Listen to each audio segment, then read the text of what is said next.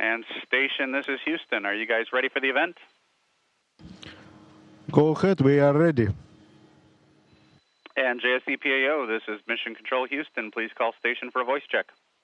Station, this is JSCPAO. How do you hear me? Loud and clear. Welcome to station. Great. Our first question will be from Gina Sinceri with ABC. Good morning, ISS. This question is for Karen Nyberg. You've had quite the experience creating items up in space for your son. Tell me a little bit about that and what ingenuity that's taken. It actually took me quite a bit of time to get some momentum to get something made. I had a lot of expectations and hopes with stuff I brought with me, but finally it was the day that that Cygnus was supposed to arrive, and it was delayed, and so we had a whole day. It was a Sunday off, and that's when I created the little dinosaur for him. Bill Harwood, we're ready for your question. Question for Karen. Could you give us a little preview of what you're looking forward to coming home? You've been away a long time. Obviously, you've got a dramatic ride coming up. Tell us a little bit about what you're looking forward to. Yeah, I think the ride is going to be a wild ride and a lot of fun. But more than anything, I'm, of course, looking forward to seeing my husband and my son. Okay, moving on, we will go with Elizabeth Howell with Universe Today. Hello, what sort of modifications have you made to fit 9 people on board? Hi, this is Luca Parmitano. So one of the things we had to do was actually make space for them. We had to move our Soyuz, which was docked to the MRM port. We moved to a different port so that the new crew could get there. So that was the first modification we had to make. And then also we had to adjust for emergency procedure.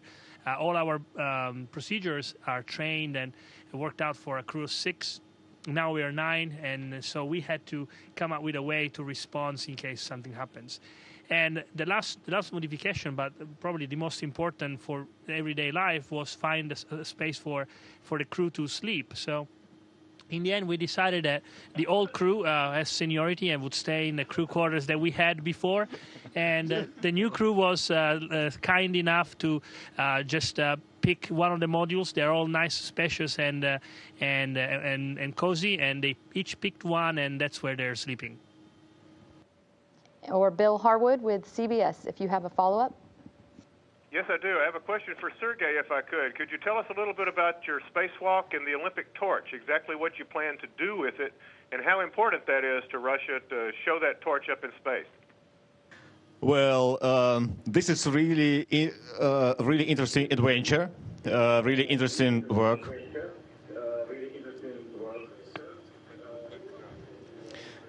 And I'm honestly looking forward to this, my first in-a-life spacewalk. We will perform usual EVA with some special task to make photos and video with Olympic torch. And this is some part of official Olympic torch relay that is now in our country. That's all. Maybe Oleg will add something. No.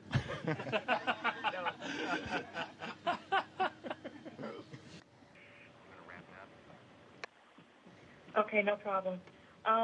So if you were to be able to have a crew of 9 up there regularly, can you talk a little bit about how much more science could be done, and also what facilities would need to be modified to keep 9 people busy?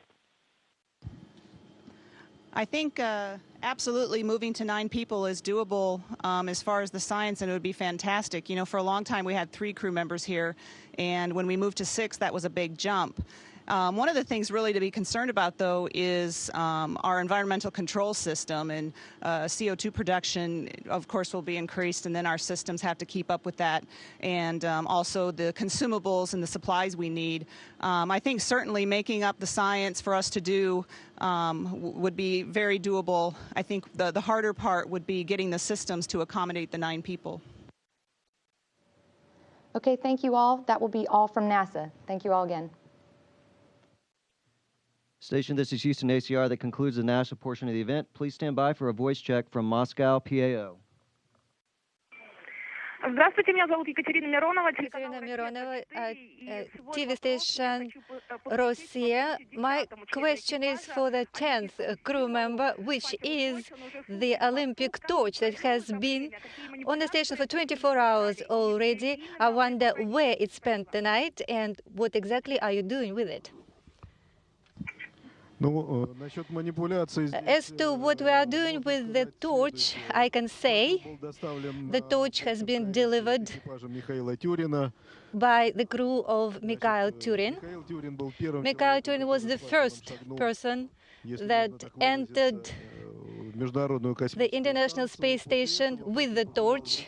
After that, every crew member held the torch in his or her hand, and each of us flew through the station, starting with the Japanese module by Koichi. Then Luca picked it up and went through the European module. Then Michael Hopkins took the torch. Then Karen Nyberg flew through Destiny, through the lab. Then Rick Mastrakio took it over. Then Mikhail Turin took it over. Then Sergei Ryazansky took it. Then Oleg Kotov took the torch.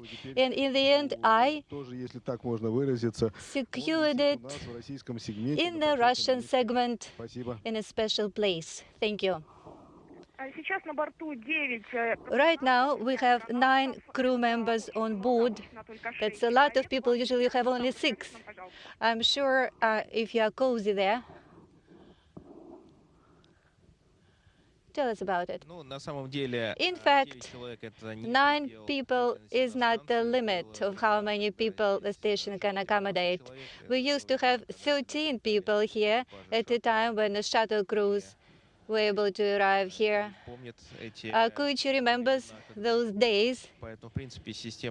That's why I can say that the systems of the station are able to accommodate 9 people. Of course, we have more people, but it is not creating any obstacles. And we are preparing for EVA tomorrow, and we are preparing for Fyodor's crew to return soon. Everything is going fine. Hi, my name is Lindsay France from Russia Today. My question is for Oleg Kotov and Sergei Ryazansky. The phrases that Gagarin and Armstrong said on their pioneering space endeavors became historic. The famous Polygochale, or Let's Go by Gagarin, and the One Small Step by Armstrong. Have you ever maybe thought of a catchphrase you will use when you take the Olympic torch out on its first ever spacewalk?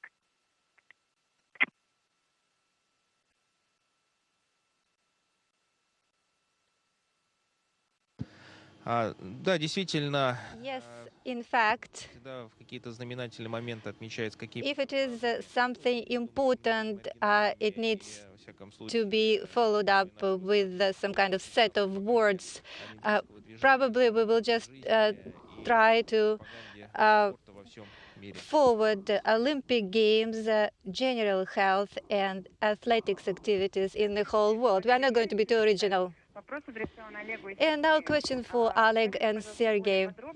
Please tell us a little more what exactly is going to happen, how you are going to hand over the torch, what exactly you are going to do with it when you are out of the station. Well, once again, I'll have to say that this is not the only task that we are going to have. This will be just one stage of the whole session of activities outside the station this time. We are going to move along the outside of the Russian segment, and we will be symbolically handing over the torch from one crew member to the other. We will repeat that a couple or 3 times to make sure we will have a pretty picture, to make sure the whole world and our country will see the torch in a nice way that it is, with the background of the Earth, and black space will be on the Russian segment. So it is a sort of a creative task. It is technically challenging, and we hope for success. Thank you. I have a question for Fyodor Yurchikhin.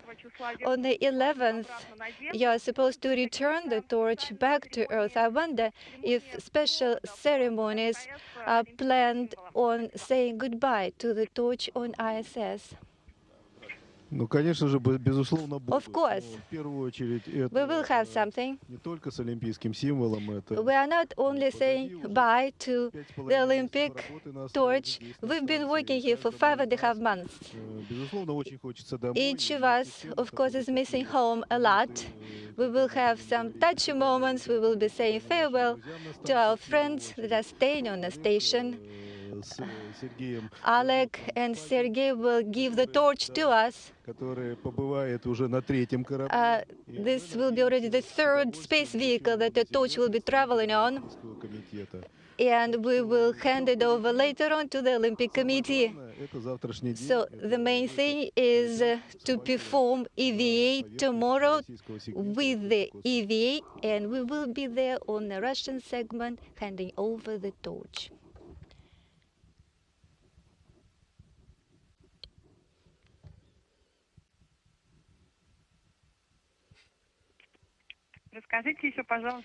Please tell us how Karen is handling now 7 or 8 men on board of the station. Let's ask Karen. Let's ask Karen how she's dealing with us.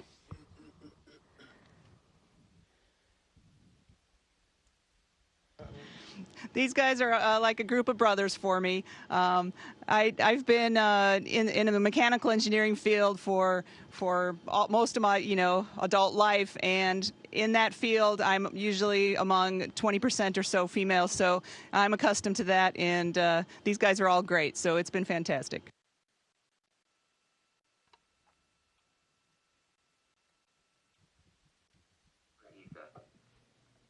Station, this is Houston ACR. That concludes the Mission Control Moscow portion of the event. Please stand by for a voice check from ESA PAO.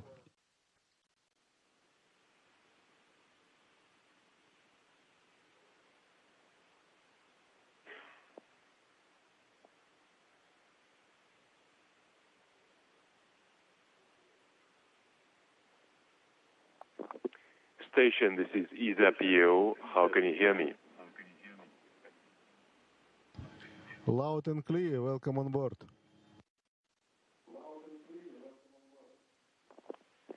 We're here in Esrin, and we'll go on with the questions. First question. Hello, everybody. This is Andreana D'Aquino speaking from Rome, ADN Press Agency. My first question is for Luca. Ciao Luca, stai per tornare sulla Terra. About to come back to Earth. Di questa lunga missione. What is your conclusion of this long mission in space? Well, the first thing that I wanted to say is that it didn't feel long at all. These 5.5 months went by in one moment with so many things happening.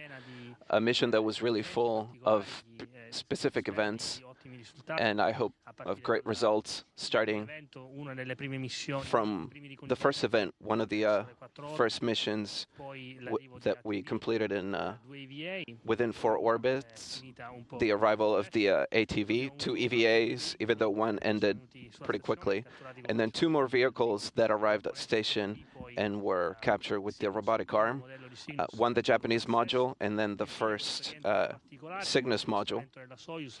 And then this re-entry with the movement of the Soyuz and with the Olympic torch. So from my standpoint, 100% positive experience.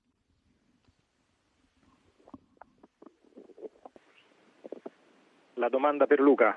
The question for Luca.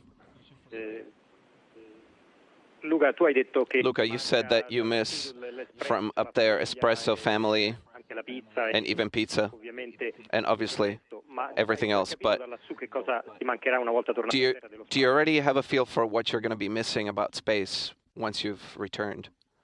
Ciao Paolo, Hi Paolo, welcome on board. In order, I would have put the family, then espresso, pizza, and everything else. But But when I think about, actually, I'm trying not to think about coming back too much, because even though I'm ready to come back, and it's great to think about seeing my family again and feeling the warmth of people and human contact, I think I will very much miss this environment. It's hard to identify one thing. I will miss everything, really, because the station was my home for the past 6 months. Welcoming home, a home where the work is very specific and it's different. Every day has a different event, and there's never time to get bored. And what the most beautiful view that you can think of. So maybe if the day after tomorrow, I should think about what I'm going to miss above all. What I'm going to miss above everything is the idea of being here, living weightless in this extraordinary world. The view, obviously, what I'm able to see from the cupola is something that I think I will always bring with me, but the physical sensation of being weightless is something that I think I will miss immediately. Hi everybody, this is Marta Meli from Static 24. A question for Luca. Question for Luca. I would like to come back to you to the second spacewalk, the one that turned you into Superman in the way that you faced the emergency. So on the eve of your return, how are you thinking about that experience, and would you like to go back out there? First of all, welcome aboard. I will immediately answer to the final part of the questions. The desire to come back out started the moment we closed the hatch. I would have wanted to take the water out of the helmet and go right back out to finish my work. So for me, this is the only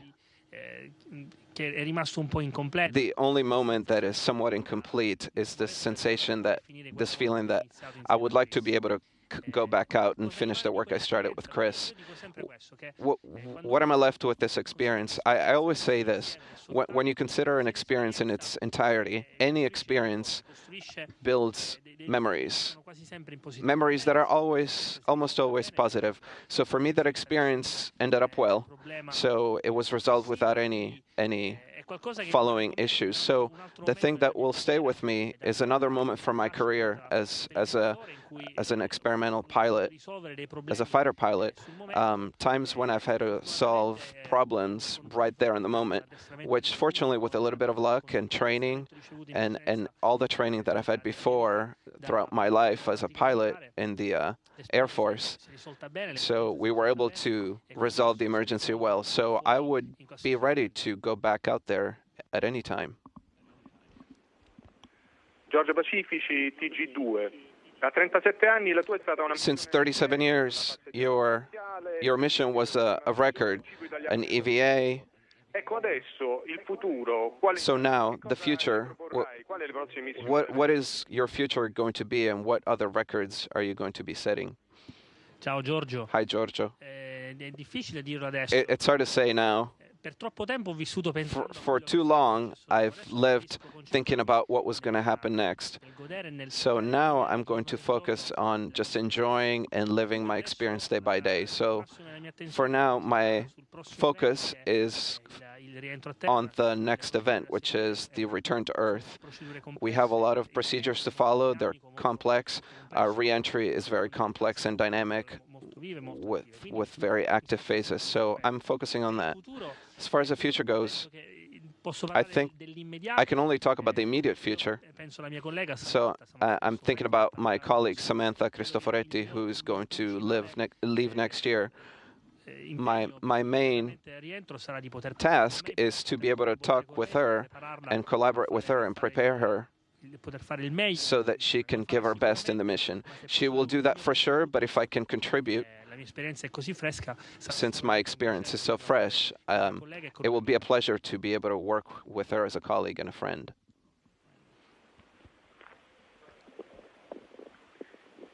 Ancora una domanda per Luca. Another question for Luca. Cosa ti aspetta al tuo rientro a terra? What is expecting you once you come back to Earth?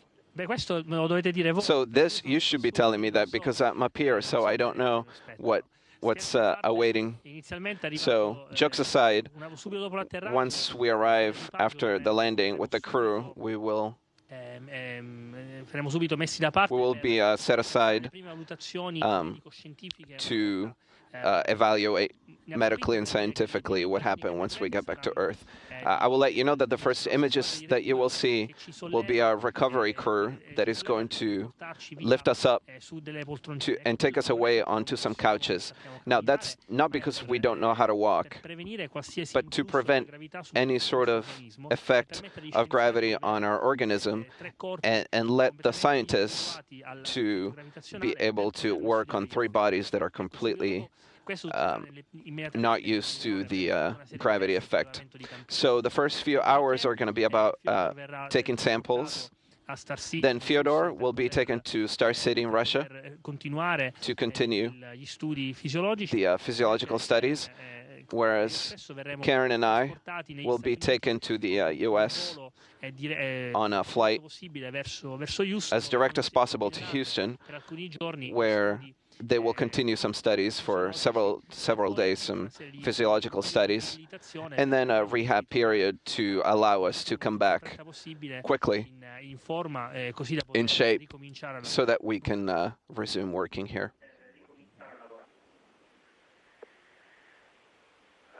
Paolo D'Angelo, ANSA. A question for the crew, for the Commander Turin. You promised a surprise with the torch. What will be? Maybe you think you will light it?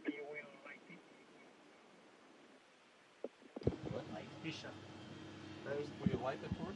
Yeah, will you light the torch?